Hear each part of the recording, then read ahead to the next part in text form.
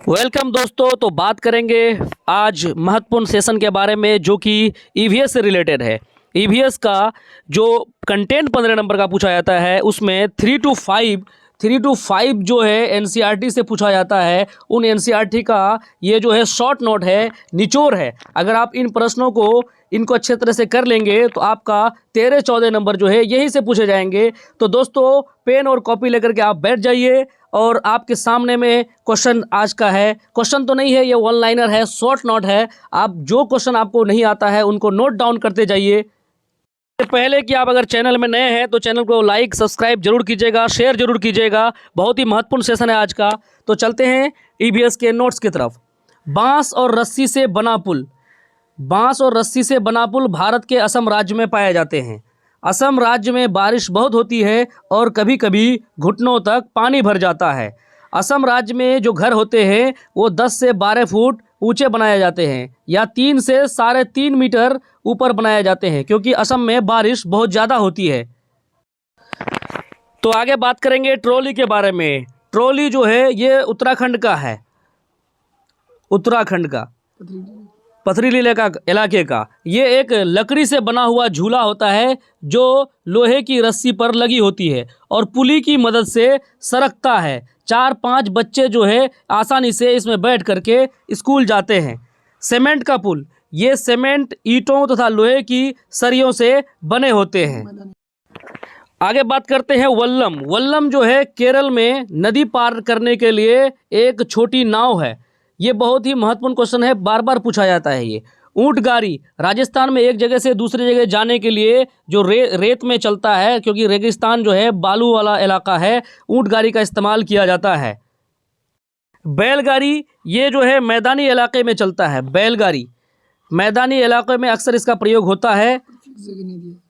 NCERT में कोई इसका फिक्स नहीं है, लेकिन मैदानी इलाके में जो है इसका प्रयोग किया जाता है। तो दोस्तों बात करते हैं जुगाड़ गाड़ी के बारे में। जुगाड़ गाड़ी की विशेषता को जान लेते हैं। ये आगे से मोटर बाइक की तरह दिखता है। कैसा दिखता है? मोटर बाइक की तरह, क्योंकि मोटर का ही बनाया जाता है, मोटर बाइक का ही काट करके उसको बनाया जाता है अलग से, और पीछे से लकड़ी के फट्टों से बनी होती है। ये जुगाड़ गाड़ी जो जुगाड़ गाड़ी की विशेषता है, जिसको हम लोग अपने गाँव देहात में फटफटिया भी कहते हैं। चलते हैं आगे की तरफ। दो घने जंगलों में दिन में भी अंधेरा रहता है और सन्नाटे में पक्षियों और जानवरों की आवाज़ें सुनाई देती है। बर्फ़ पर पैर जमाते हुए ध्यान से चलना चाहिए। ताज़ी बर्फ़ में पैर जो है वो धंस जाते हैं और बर्फ़ अगर जमी है तो पैर फिसल भी सकते हैं। तो दोस्तों पॉइंट को नोट करते हुए चलें। आगे है उत्तराखंड में ऊबड़ खाबड़ पथरीले रास्ते पाए जाते हैं। पूछा जाएगा आपसे कि किस जगह में ऊबड़ खाबड़ या पथरीले रास्ते पाए जाते हैं, तो इसका आंसर हो जाएगा उत्तराखंड। क्वेश्चन आपको ऐसे पूछा जाएगा। आगे प्रश्न है, पक्षियों के कान दिखते नहीं हैं लेकिन उनके सिर के दोनों तरफ छोटे छोटे छिद्र होते हैं। यह पंखों से ढके रहते हैं और इन्हीं की मदद से पक्षी जो है सुनते हैं। तो पक्षियों के जो कान होते हैं वो दिखते नहीं है लेकिन कान होता है। आपको क्वेश्चन पूछा जा सकता है। चलिए आगे हम लोग बात करेंगे छिपकली के बारे में। छिपकली के भी छोटे छोटे छेद जैसे कान होते हैं जो बहुत ध्यान से देखने पर दिखाई देते हैं। आपको कमेंट बॉक्स में ये हमको बताना है कि छिपकली जो है कितना दिन वो, जैसे ये 24 घंटे का घड़ी होता है, उसमें वो कितना समय सोते रहता है। चलिए आगे बात करेंगे हम मगरमच्छ की। तो मगरमच्छ के भी छोटे छेद जैसे कान होते हैं लेकिन आसानी से दिखाई नहीं देते हैं। आपको ऑप्शन में वहाँ ये रहेगा कि इनमें से किसका कान दिखाई देता है, तो उसमें एक ऑप्शन दे देगा आपको, या तो छिपकली या मगरमच्छ। और मगरमच्छ जो है इसकी एक और खूबी है, ये अंडे देते हैं आपको, और छिपकली भी अंडे देते हैं। आपको इस चीज़ को ध्यान रखना है। चलिए, और जिनके कान जो है धसे होते हैं, अंदर की तरफ होते हैं, वो क्या देते हैं? अंडा देते हैं। आपको ये पॉइंट याद करते रहना है। और आगे हम लोग जब चलेंगे तो है जानवरों की खाल पर डिजाइन उनके शरीर पर बाल होने के कारण होता है। ये चीज़ बहुत जगह गलत पढ़ाया गया है कि जानवरों के शरीर पर जो डिजाइन होते हैं वो उनकी जलवायु के कारण होती हैं, तो वो बिल्कुल गलत है, क्योंकि हमने एनसीईआरटी से डायरेक्ट इसको नोट किया है और एनसीईआरटी में ये चीज़ स्पष्ट रूप से दिया हुआ है कि जानवरों के खाल जो होता है डिजाइन उनके शरीर पर बाल होने के कारण होते हैं। चलिए आगे हम बात करेंगे हाथी के बारे में। हाथी जो होता है एक बड़ा हाथी एक दिन में 100 किलो से ज़्यादा पत्ते और झाड़ियाँ खा सकता है। आपको वहाँ कूट में देगा कि हाथी जो है एक दिन में कितना खाता है, तो आपको देना है 100 किलो से भी अधिक। हाथी बहुत कम आराम करता है, केवल एक दिन में 2 से 4 घंटे ही सोता है, मतलब 2 से 4 घंटा मात्र हाथी सोता है। आप सोच सकते हैं। चलिए आगे हाथी के बारे में बात करेंगे। तो हाथी को जो है पानी और कीचड़ में खेलना बहुत पसंद है, इससे उसके शरीर को ठंडक मिलती है। हाथी क्या होता है, काला होता है, और जो उसका बॉडी जो होता है वो काफ़ी गर्म होता है, तो वो कीचड़ में खेलने कूदने से उसको ठंडक मिलती है। आगे है हाथी के कान जो होता है पंखे जैसे होते हैं। गर्मी लगने पर हाथी अपने कान हिलाकर हवा करता है। ये पॉइंट आपको नोट कर लेना है। आगे है 3 महीने के हाथी का वजन 200 ग्राम के आसपास होता है, तो 200 किलोग्राम के आसपास होता है। तो 3 महीने के हाथी का वजन कितना होता है, लगभग 200 किलोग्राम के होता है। और हाथी जो होता है वो हाथियों का आगे झुंड के बारे में हम पढ़ेंगे। या झुंड के बारे में दिया गया है कि हाथी के झुंड में केवल हथनियाँ और बच्चे ही रहते हैं। पूछा जाएगा कि आपके हाथियों के झुंड में कौन कौन रहते हैं, तो इसमें स्पेशल कौन रहता है, हथनियाँ और कुछ छोटे छोटे बच्चे रहते हैं। आगे है झुंड की सबसे बुजुर्ग हाथिनी ही पूरे झुंड की नेता होती है। तो पूछा जाएगा कि हाथियों की झुंड का लीडर कौन होता है, तो जो सबसे बुजुर्ग हाथिनी होती है, मादा हाथी होती है, ये मादा हाथी होती है, वो क्या होती है, झुंड का सरदार कहलाती है, लीडर कहलाती है। आगे है हाथी के बारे में कि हाथी के एक झुंड में 10 से 12 हाथिनी और बच्चे होते हैं। पूछा जाएगा कि हाथी के झुंड में कितने हाथी होते हैं, तो 10 से 12 हाथिनी और कुछ बच्चे होते हैं। आगे है 34 से 15 साल तक हाथी झुंड में रहते हैं, उसके बाद फिर झुंड छोड़ देते हैं। चलिए आगे प्रश्न है कि हाथी जो है परेशानी आने पर एक दूसरे की मदद करते हैं। वो आवाज़ निकाल कर, कैसे आवाज़ निकाल कर हाथी परेशानी से में एक दूसरे की मदद करते हैं। आपने देखा होगा जंगलों का कुछ वीडियो, तो उसमें देखे होंगे कि एक हाथी पर जब हमला होता है तो दूसरा हाथी उसकी मदद करता है। चलिए आगे हम पढ़ेंगे राजस्थान जोधपुर खेजरी गांव के बारे में। चलिए आगे है कि राजस्थान के इस खेजरी गांव में खेजरी के बहुत से पेड़ थे। गांव का नाम एक्चुअली में क्या एनसीईआरटी में खेजरीली दिया हुआ है, लेकिन हम लोग उसको जनरली खेजरी जानते हैं। तो इस गांव में क्या थे, खेजरी गांव के लोग पेड़ों को काटने से बचाने के लिए 300 साल पहले पेड़ों से चिपक कर खड़े हो गए थे। जब वहाँ पेड़ों की कटाई हो रही थी तो वहाँ के लोग क्या कर रहे थे कि 300 साल पहले पेड़ों से चिपक गए थे ताकि पेड़ों को बचाया जाए। उस गांव का नाम क्या है, खेजरीली, और जो पेड़ों का नाम है क्या है, खेजरी। और आगे है आज 300 साल के बाद भी यहाँ के लोग जो बिश्नोई कहलाते हैं। आपको पूछा जाएगा बिश्नोई लोग कहाँ रहते हैं, तो बिश्नोई लोग राजस्थान में रहते हैं।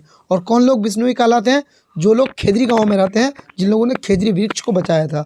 आगे पेड़ों और जानवरों की रक्षा करते हैं। जो बिश्नोई लोग होते हैं आज भी क्या करते हैं, पेड़ों और जानवरों की रक्षा करते हैं।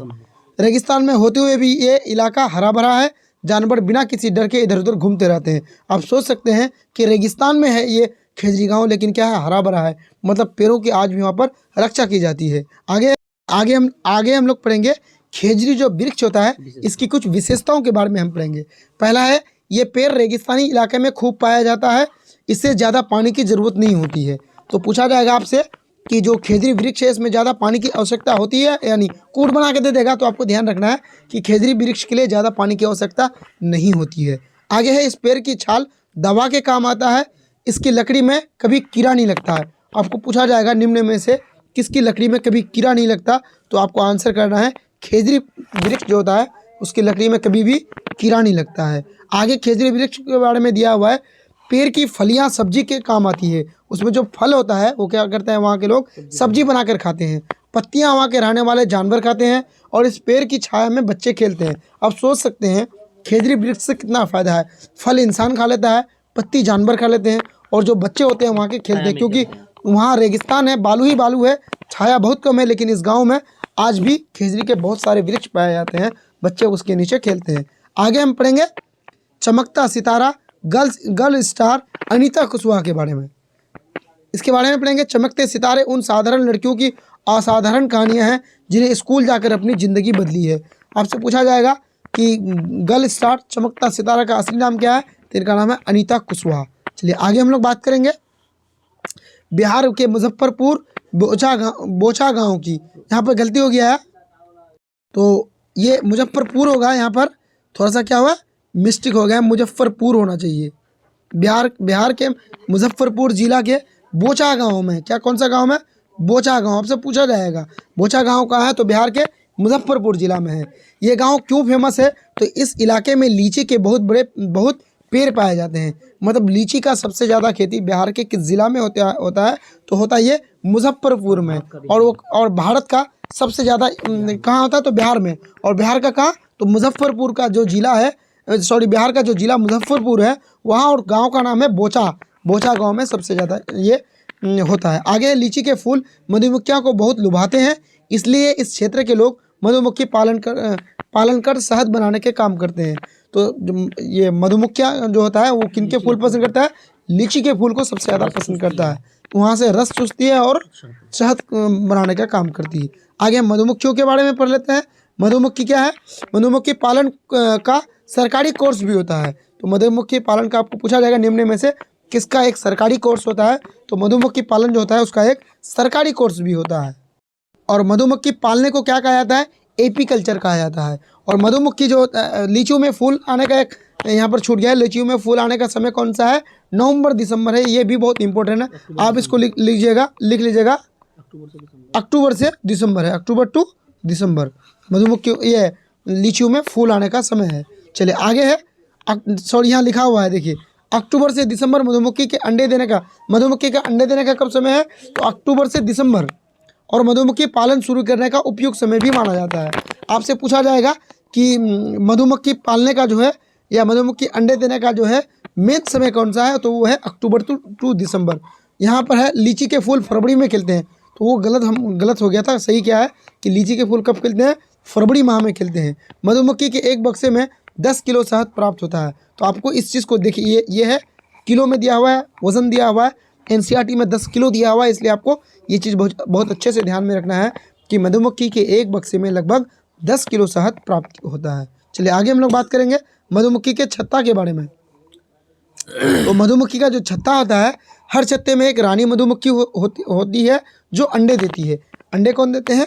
तो छत्ते के जो रानी मधुमक्खी होते हैं वो अंडे देने का काम करती है। छत्ते में कुछ नर मधुमक्खी भी होते हैं जो एक काम छोड़कर कोई काम नहीं करते हैं। हम जान लेते हैं वो कौन काम है। तो छत्ते में क्या होते हैं? कुछ नर मधुमक्खी होते हैं जो सिर्फ एक काम करते हैं, बाकी कोई भी काम नहीं करते हैं। सिर्फ वो काम एक क्या करते हैं? पहरेदारी यानी देख रेख का काम करते हैं, बाकी काम और मधुमक्खी करते हैं। पढ़ेंगे हम।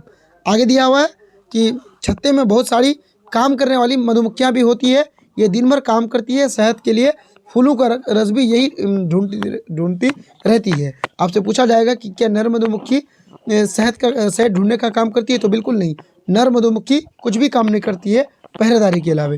आगे है, जब किसी मधुमक्खी को रस मिलता है तो वह एक तरह का नाच करती है। ये बहुत मोस्ट इम्पोर्टेंट है कि जब किसी भी मधुमक्खी को शहद दिख जाता है तो वो क्या करते हैं? एक तरह का नाच करते हैं। आपको वहाँ ऑप्शन में ये भी दिया हो सकता है कि वो आवाज़ निकालते हैं, खुशबू फैलाते हैं। नहीं, वो क्या करते हैं? डांस करते हैं, जिससे दूसरी मधुमक्खी को पता चल जाता है कि रस कहाँ पर है। आगे है कि काम करने वाली मधुमक्खियाँ इसी रस से शहद बनाती है। छत्ता बनाने का काम भी इन्हीं का होता है। तो छत्ता कौन बनाती है? जो मधुमक्खियाँ शहद ढूंढती है, रस ढूंढती है शहद के लिए, वही जो है छत्ता बनाने का काम करती है। आगे, बच्चों को पालने का काम भी इन्हीं बेचारी काम करने वाली मधुमक्खियों का होता है। रानी मक्खी केवल अंडे देती है। तो सारी काम करती है। जो छत्ते में काम करने वाली मधुमक्खी होती है, टोटल काम वो करते हैं। रानी मधुमक्खी केवल अंडे देते हैं और नर मधुमक्खी पहरादारी करता है। बाकी सारी काम करने वाली मधुमक्खियाँ करती है। चलिए आगे हम लोग बात करेंगे चींटियों के बारे में। चींटी, दीमक और ततैया, इन तीनों के बारे में पढ़ेंगे, मोस्ट इम्पोर्टेंट है। तो पढ़ेंगे हम कि चींटियाँ भी क्या करती है? मिलजुल कर रहती है। चींटियाँ क्या रहती है? ग्रुप में रहती है, मिलजुल कर रहती है। चींटियों का काम बटा रहता है, उसका भी काम सेम इसी तरह है। अलग अलग चींटियों का अलग अलग काम रहता है, बटा हुआ रहता है। जैसे रानी चींटी क्या देती है? अंडे देती है। सिपाही चींटी बिल का ध्यान रखती है, इसको आप नर चींटी भी कह सकते हैं। और काम करने वाली चींटियाँ भोजन ढूंढकर बिल तक लाती है। तो है ना मज़ेदार कि सेम चींटियों का भी हाल मधुमक्खियों के जैसा है। चलिए आगे बढ़ेंगे हम। आगे बढ़ने से पहले चैनल में नए हैं तो लाइक और सब्सक्राइब कर दीजिए, क्योंकि बहुत मेहनत के बाद ये नोट को एनसीईआरटी के से उतारा गया है। आपका एक लाइक हमें मोटिवेशन देगा अगर आप चैनल में नए हैं तो लाइक और सब्सक्राइब जरूर कर दें और दोस्तों के साथ शेयर कर दें। चलिए आगे हम लोग बात करेंगे। दीमक और ततैया भी क्या करते हैं, समूह में रहते हैं।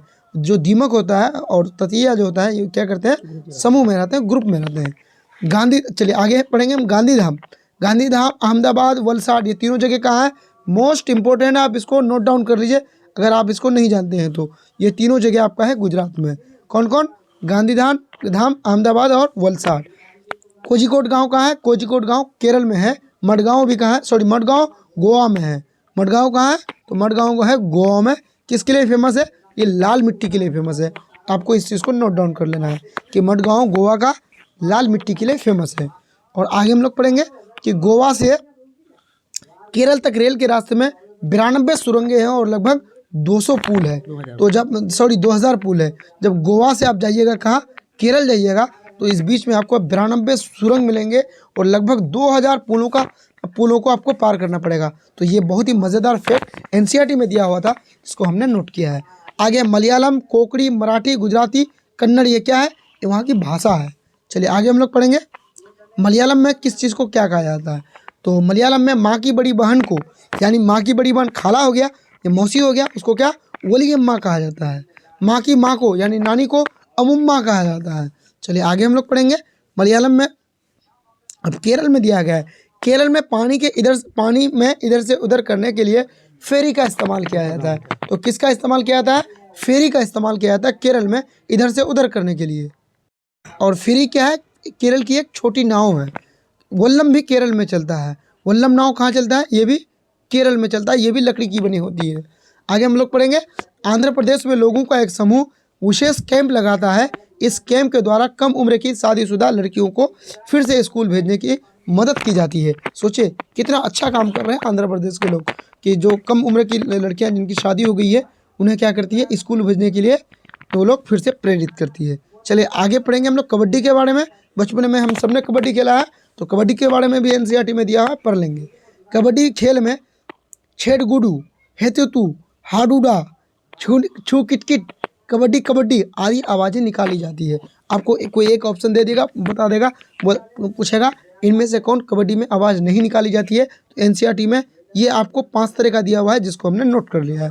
चलिए आगे हम लोग बहुत इंपॉर्टेंट पढ़ेंगे किसके बारे में, कर्नम मल्लेश्वरी के बारे में पढ़ेंगे। कर्नम मल्लेश्वरी क्या थी, किस चीज़ में फेमस थी, तो कर्नम मल्लेश्वरी क्या थी, ये आंध्र प्रदेश की रहने वाली थी। आपको सबसे पहले इस चीज़ को याद रखना है। कर्नम मल्लेश्वरी क्या थी, ये आंध्र प्रदेश की रहने वाली वेट लिफ्टर थी। ये वजन उठाने का काम करती थी। अब वो 130 किलोग्राम तक वजन, यानी अब तक वो जो सबसे हाईएस्ट कितना वजन उठाई है, 130 किलोग्राम एक लड़की होके लिंग जो रूढ़ी बाध्यता है उसको ख़त्म करने का काम इसने कर्नम मल्लेश्वरी ने की है। आगे है भारत के बाहर कर्नम मल्लेश्वरी ने 29 मेडल जीते हैं। ये आपके लिए VPI है कि भारत के बाहर कर्नम मल्लेश्वरी ने कितने मेडल जीते हैं, तो 29 मेडल जीते हैं। इनके पिताजी पुलिस में हवलदार हैं। तो पूछा जाएगा कि कर्नम मल्लेश्वरी के पिता क्या हैं, तो ये पुलिस में हवलदार हैं और इनकी जो 3 बहनें हैं वो भी वेट लिफ्टर है, वजन उठाने का काम करती है। आगे उत्तराखंड में पहाड़ों के बीच फूल घाटी स्थित है। ये क्वेश्चन आपको कई बार सीटेट में पूछा गया है, फूल घाटी कहाँ स्थित है, तो ये उत्तराखंड में है। चलिए आगे हम लोग मधुबनी के बारे में पढ़ेंगे, बहुत ही फेमस है, ये पूछा भी गया है, कई बार यहाँ से क्वेश्चन पूछा गया है। मधुबनी क्या है, बिहार का एक जिला है। बिहार में मधुबनी नाम का जिला है।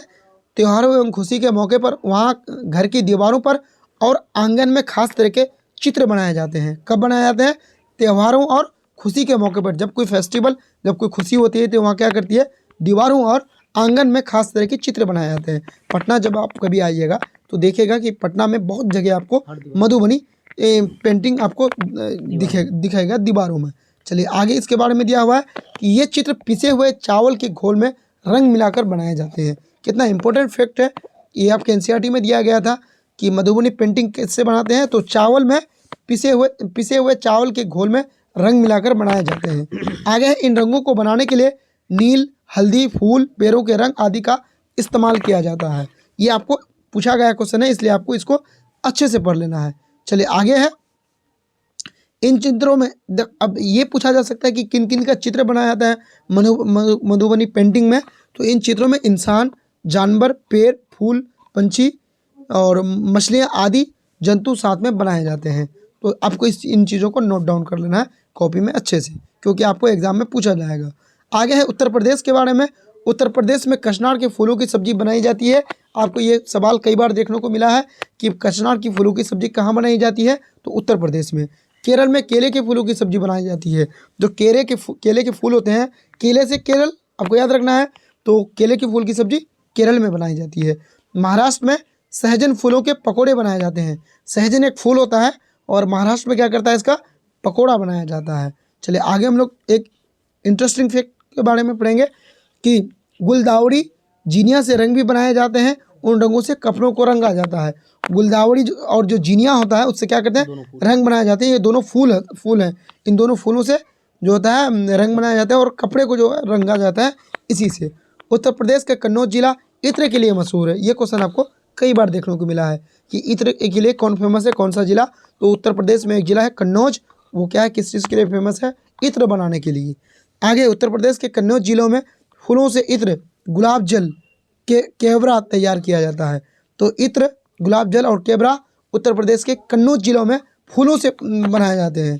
चलिए आगे बात करेंगे हम डेरा खान, जो कहाँ है अभी, पाकिस्तान में। पाकिस्तान में स्थित है डेरा गाजी खान। आगे पढ़ेंगे मिट्टी में गोबर मिलाने से मिट्टी में कीड़ा नहीं लगता। ये आपको क्वेश्चन कई बार देखा गया है कि मिट्टी में जो जब हम गोबर मिला देते हैं तो इससे कीड़ा नहीं लगता। और लिपाई पुताई इसी को कहा जाता है। और राजस्थान में इस तरह का एनसीईआरटी में राजस्थान का जिक्र है।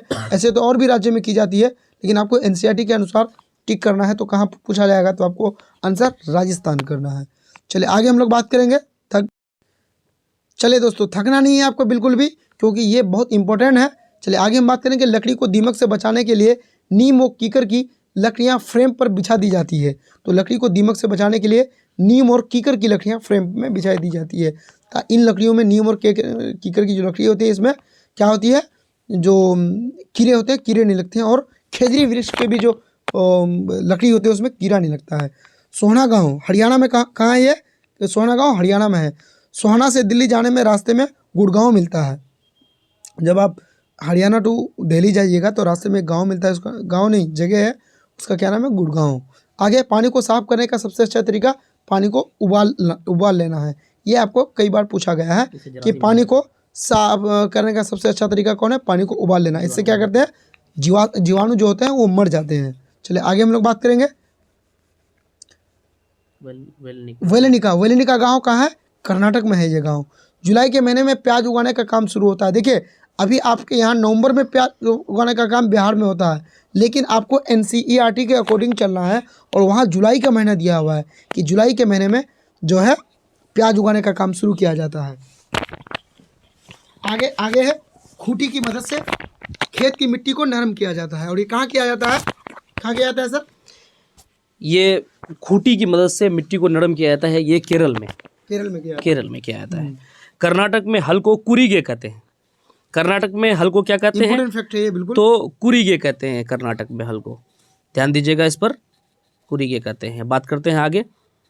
तो आगे बात करते हैं कुछ पौधे बिना बोए खेत में अपने आप हो जाते हैं, जिन्हें खरपतवार कहते हैं। क्या कहते हैं उसे, खरपतवार कहते हैं। खरपतवार को खेतों से निकालना ज़रूरी होता है, नहीं तो सारा खाद पानी खरपतवार ही ले लेते हैं और फसल कम होती है।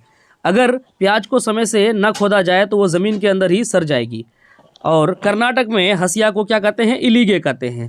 कर्नाटक में हसिया को क्या कहते हैं, इलीगे कहते हैं। बहुत ही इंपॉर्टेंट क्वेश्चन है। गिजुभाई बदेगा गुजरात में रहते थे और वो बच्चों के लिए मज़ेदार किस्से, कहानियाँ और पत्र लिखते थे। आपसे क्वेश्चन पूछा जाएगा कि गिजुभाई बदेगा जो है क्या करते थे और कहाँ के थे, तो बताना है गुजरात के थे, बच्चों के लिए मज़ेदार किस्से कहानियाँ लिखते थे। पक्षियों के बारे में जानकारी ले लेते हैं। कलचरी को इंडियन रोबिन भी कहा जाता है। कलचरी जो है वो कलचरी के घोंसले में पौधों की नाजुक टहनी, जड़ें, ऊन, बाल, रुई सब बिछा रहता है। ये उनकी विशेषता है, उनके घोंसले की विशेषता। कलचरी की चोंच जो है अंदर से बिल्कुल लाल होती है। इंपॉर्टेंट क्वेश्चन है ये। कलचरी छोटे छोटे कीड़े खाती है। कौवे के घोंसले में लोहे के तार, ये पूछा गया है, कौवे के घोंसले में क्या पाए जाते हैं, लोहे के तार, लकड़ी की शाखाएं जैसी चीज़ें भी मौजूद होती है। कोयल जो है अपना घोंसला नहीं बनाता है, ये बहुत ही चालाक पक्षी है। कोयल जो है अपना अंडा जो है कौवे के घोंसले में जाकर के दे देता है। चलते हैं आगे। कोयल कौवे के घोंसले में अंडे देती है। कौवा अपने अंडों के साथ कोयल के अंडे को भी सेता है। कभी कभी कोयल कौवे के अंडे को भी फेंक देती है और अपने अंडे रख लेती है।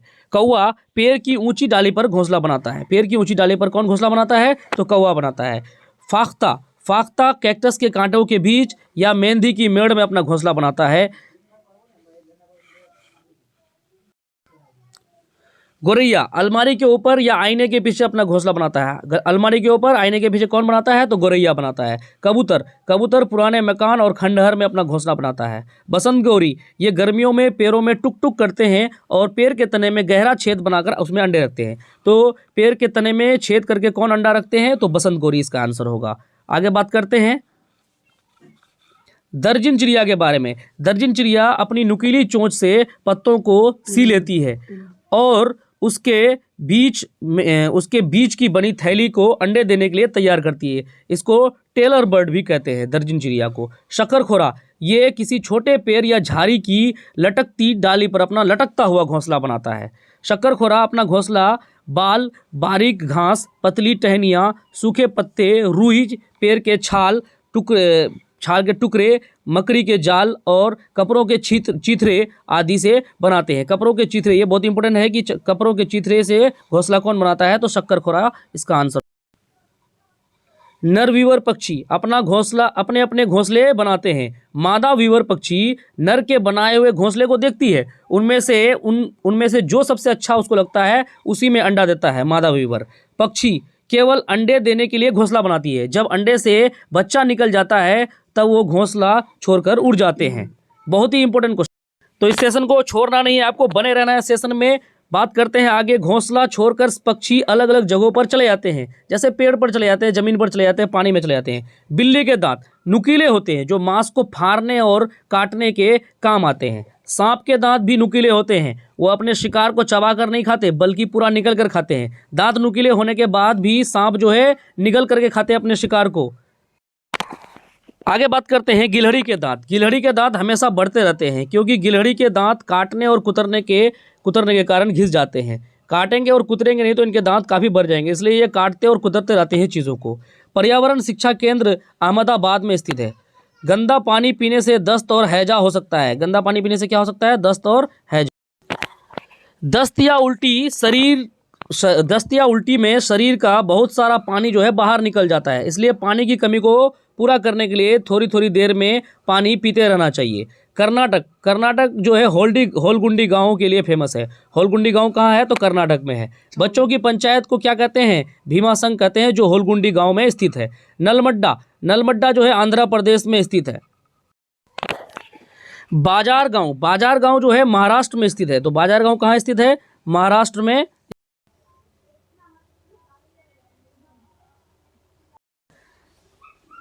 घास की जड़ें बहुत मजबूत होती है, इन्हें खुरपी से खोदकर निकाला जाता है। घास का पौधा जितना जमीन के ऊपर होता है उससे कहीं ज़्यादा जमीन के अंदर फैला हुआ है।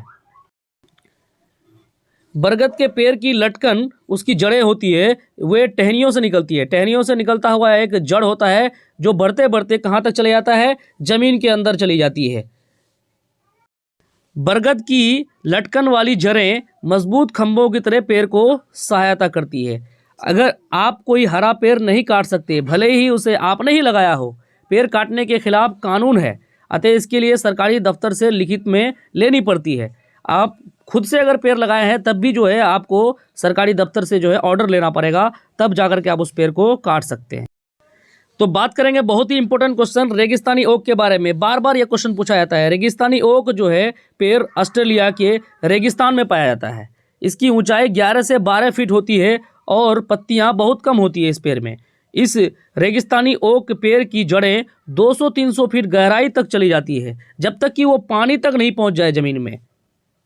रेगिस्तानी ओक पेड़ के तने में पानी जमा हो जाता है। तना में क्या हो जाता है? पानी जमा हो जाता है। जब कभी इस इलाके में पानी की कमी होती है तो वहाँ के लोग इसके तने के अंदर जो है पतला पाइप डाल करके उस पानी को बाहर निकालते हैं।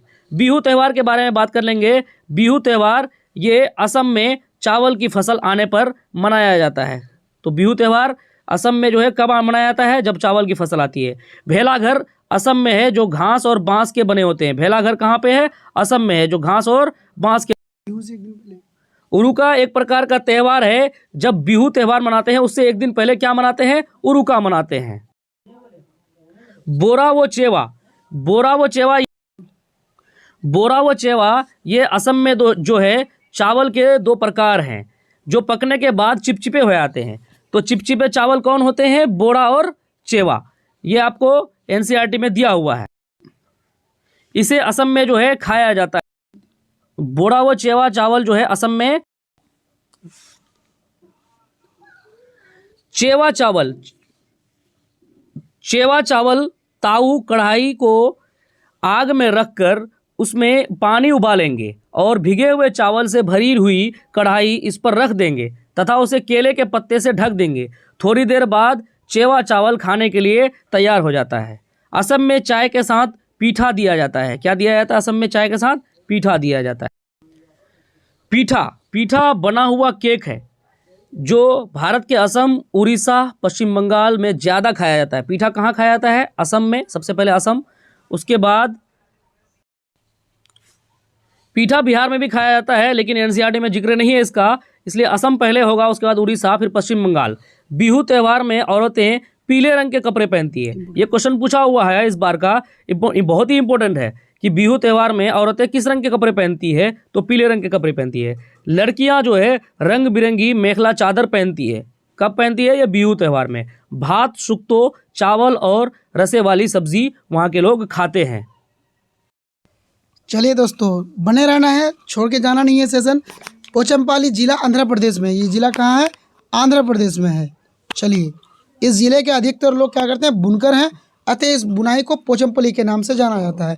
आपको कई बार पूछा गया है कि पोचमपल्ली कहाँ पर है, तो ये आंध्र प्रदेश में है। बुनाई के लिए बहुत ज़्यादा फेमस है ये। कुल्लू की शॉल, मधुबनी पेंटिंग, असम की शिल्क, कश्मीरी कढ़ाई, ये सब कहाँ बनाया जाता है? स्पेशली ये आंध्र प्रदेश के पोचमपल्ली में बनाया जाता है। आगे बात करेंगे मलयालम के बारे में।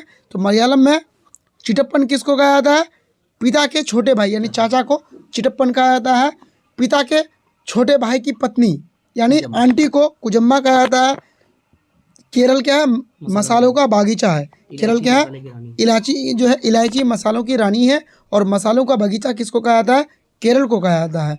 आगे हम लोग पढ़ेंगे लेफ्टिनेंट कमांडर वहीदा प्रिज्म के बारे में। महिला, ये पहली महिला जिन्होंने पूरी परेड की कमान संभाली थी। आपको पूछा जाएगा वो पहली महिला भारत की कौन है जिन्होंने पूरी परेड की कमान संभाली थी? तो ये कौन है? वहीदा प्रिज्म।